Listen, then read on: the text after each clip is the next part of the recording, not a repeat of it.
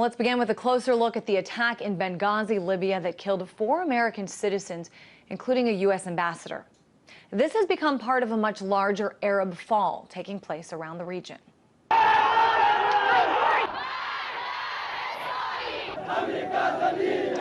It turns out the fallout from that attack in Libya has been detrimental when it comes to building up American intelligence efforts in the region.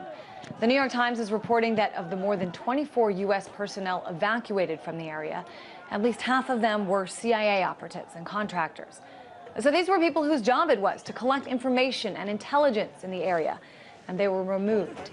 Speaking anonymously, a U.S. official who spent quite a bit of time in Libya told the New York Times it's, quote, a catastrophic intelligence loss. We got our eyes poked out.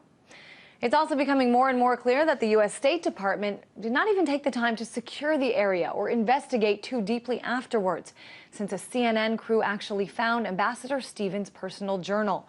CNN reported some of the information inside the journal once it was cross-confirmed, and then they were scolded by the U.S. State Department, which said, quote, given the truth of how this was handled, CNN patting themselves on the back is disgusting. What they're not owning up to is reading and transcribing Chris's diary well before bothering to tell the family or anyone else that they took it from the site of the attack.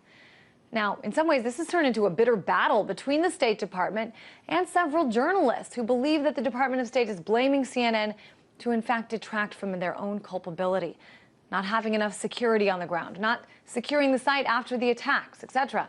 Now, CNN did respond. They said, quote, we think the public had a right to know what CNN had learned from multiple sources about the fears and warnings of a terror threat before the Benghazi attack, which are raising questions about why the State Department didn't do more to protect Ambassador Stevens and other U.S. personnel.